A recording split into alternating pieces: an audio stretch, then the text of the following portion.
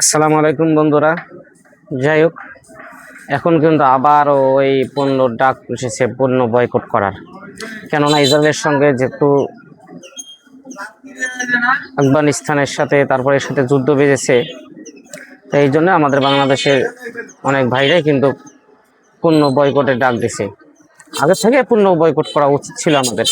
যেমন এর আগের বার যখন যে ফিলিস্তিনের সাথে বাজলো, যুদ্ধ বাজলো ইসরায়েলের, এখন আবার যে ইরাকে ধরছে, তারপরে মনে করেন যে যখন খামেনিকে আবার মেরেছে।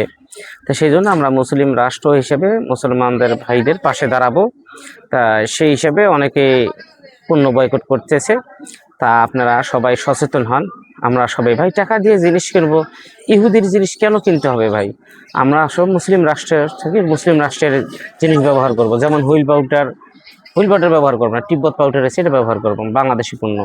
তারপর আছে আমাদের মনে করেন আরো অনেক অ্যাভেলেবেল, যেমন যে আমরা কোকাকোলা খাবো না আমরা, মজো আছে, মজো খাবো। এইরকম প্রত্যেকটা জিনিস আছে কিন্তু, যে মানে ওর অ্যাগেস্টে ইসরায়েলের যত পণ্য আছে তার অ্যাগেস্টে আমাদের বাংলাদেশীয় পণ্য আছে। যেমন আমরা মেরিল ব্যবহার করবো, ভেসলিন ব্যবহার করবো, ভেসলিন কিন্তু ইসরায়েল পণ্য।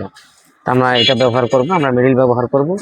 তারপর যেমন যে লাক্স ব্যবহার করব না, আমাদের যে বাংলাদেশি তিব্বত সাবান আছে সেগুলো ব্যবহার করবো, আরও 570 সাবান আছে সেগুলো ব্যবহার করব।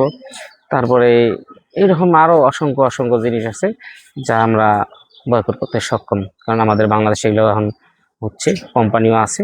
তো আমরা মোটামুটি আমরা সবাই ইনশাআল্লাহ বয়কট করার জন্য চেষ্টা করব। আসসালামু আলাইকুম।